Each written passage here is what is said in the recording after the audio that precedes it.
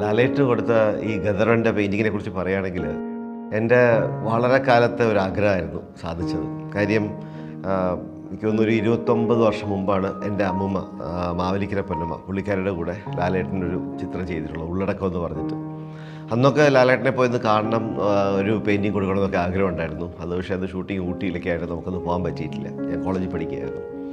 പിന്നെ ഈ ആഗ്രഹം ഇങ്ങനെ മനസ്സിൽ കടന്നു. പിന്നെ ലാലേട്ടന് ആർട്ടിനുള്ള ഇൻട്രസ്റ്റും നെറ്റിൽ പുള്ളിയുടെ ഒരു ആർട്ട് ഗാലറിയെക്കുറിച്ചും അതിലുള്ള പെയിൻറ്റിങ്സൊക്കെ കണ്ടപ്പോൾ മനസ്സിലാഗ്രഹം എനിക്കൊരു പെയിൻറ്റിങ് ലാലേട്ടന് കൊടുക്കണമെന്ന്. അപ്പോഴങ്ങനെയാണ് നമ്മുടെ കുറേ കോമൺ ഫ്രണ്ട്സ്, 2-3 ഫ്രണ്ട്സ് ഉണ്ട് ലാലേട്ടനുമായിട്ട് വളരെ അടുപ്പമുള്ളത്. അപ്പോൾ അതിൽ ഒരാളുണ്ട് ഷാജി. പുള്ളിയോട് ഞാൻ പറഞ്ഞു എനിക്ക് ഇങ്ങനൊരു പടം കൊടുത്ത ആഗ്രഹമുണ്ട്. എൻ്റെ മനസ്സിൽ ലാലേട്ടനെ തന്നെ വരച്ച് കൊടുക്കുന്നതിന് പകരം എന്തെങ്കിലും ഒരു സിംബോളിക്കായിട്ട്, അപ്പം നമ്മൾ ഈ ട്രാവലിൽ കാണുന്ന സ്കൾപ്ചേഴ്സും പെയിൻറ്റിങ്സും ലൈക്ക് ഗ്രീസിലും ഇറ്റലിയിലും ഒക്കെ ആയിട്ടുള്ള കുറേ സ്കൾപ്ചേഴ്സ് ഉണ്ട്. അതിലൊരു ഇറോസ് എന്നൊരു ക്യാരക്ടറുണ്ട്, ഗോഡ് ഓഫ് ലവ്, നമ്മുടെ കാമദേവൻ്റെ ഈക്വലൻറ്റ്. അപ്പോൾ എനിക്ക് അങ്ങനത്തെ എന്തെങ്കിലും ഒരു പെയിൻറ്റിങ് വരച്ചാൽ കൊള്ളാമെന്നായിരുന്നു എൻ്റെ മനസ്സിലെ ആഗ്രഹം. അങ്ങനെ ഞാൻ പിന്നെ ഷാജി വഴി ലാലേട്ടനുമായിട്ട് ബന്ധപ്പെട്ടു. അപ്പോൾ പുള്ളിക്ക് ആ സമയത്താണ് ആർട്ടിസ്റ്റ് നമ്പൂതിരി ലാലേട്ടന് വേണ്ടി ഗന്ധർവനെ വരച്ചെന്നുള്ളൊരു ഇൻ്റർവ്യൂ യൂട്യൂബിൽ കണ്ടത്. അപ്പോൾ ഞാൻ പറഞ്ഞു എനിക്കൊരു ഗന്ധർവനെ എൻ്റെ ഒരു വേർഷൻ വരച്ചാൽ കൊള്ളാമെന്ന് പറഞ്ഞു. അപ്പോൾ ലാലേട്ടൻ ഓക്കെ സ്റ്റാർട്ട് ചെയ്യാൻ പറഞ്ഞു. ഞാൻ 2021 ഏപ്രിലാണ് സ്റ്റാർട്ട് ചെയ്തത്. അപ്പോൾ അതിൻ്റെ പ്രോഗ്രസ്, ആദ്യത്തെ ഔട്ട്ലൈനും പിന്നെ വരച്ചുകൊണ്ടിരിക്കുന്ന ഒരു വീഡിയോ ഒക്കെ ഷാജി വന്നിട്ട് ലാലേട്ടൻ്റെ യൂട്യൂബ് വാട്സാപ്പിൽ അയച്ചു കൊടുക്കുകയും ചെയ്തു. പുള്ളിക്കാരൻ നന്നായിരിക്കുന്നു എന്ന് പറഞ്ഞു.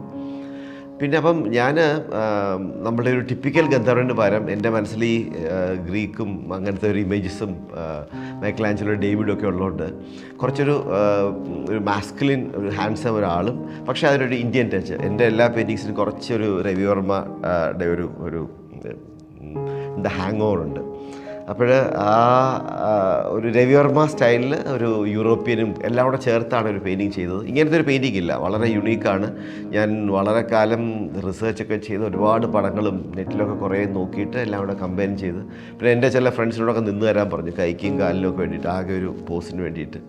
അങ്ങനെ ചെയ്തൊരു പെയിൻറ്റിങ്ങാണ്. ഒരു 70 ദിവസത്തോളം എടുത്ത് കംപ്ലീറ്റ് ചെയ്യാൻ, ഓയിലിൽ ചെയ്തതാണ്.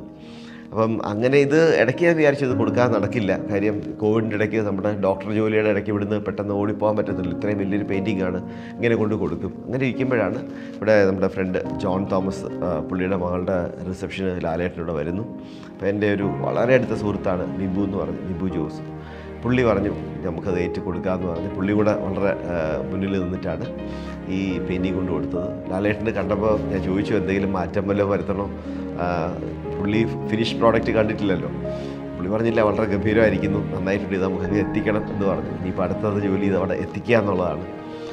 അപ്പം ഞാനീ പറഞ്ഞത് ഗന്ധർവൻ എന്ന് വെച്ചാൽ പുള്ളി ഒരു ഈക്വലൻ്റ് നമ്മുടെ കാമദേവൻ. അതേ സമയത്ത് ആൾക്കാർക്ക് വളരെ അട്രാക്ഷൻ ഉണ്ടാവണം, പിന്നെ ആർക്ക് കണ്ടാലും ഇഷ്ടപ്പെടുന്നൊരു ക്യാരക്ടറാണ്. പിന്നെ ഒരു മ്യൂസീഷ്യനാണ്, ഒരു വാറിയറാണ്, ഒരു ഡാൻസറാണ്. അപ്പം ഇതെല്ലാം കൂടെ നോക്കുമ്പോൾ ലാലേട്ടന് പിന്നെ സിംബളൈസ് ചെയ്യാൻ ഏറ്റവും നല്ലൊരു ഇമേജ് ആയിരുന്നത്. അങ്ങനെയായിരുന്നു. അപ്പം പലരും ചോദിച്ചാൽ ലാലേട്ടനെ അല്ലല്ലോ വരച്ചത്. അതല്ലായിരുന്നു എൻ്റെ ഉദ്ദേശവും. എനിക്കൊരു ഡിഫറെൻറ്റ് പടം വരയ്ക്കണം. അങ്ങനെയാണ് ഇത് സാധിച്ചത്. കൊടുക്കാൻ പറ്റിയതിൽ വളരെ സന്തോഷമുണ്ട്.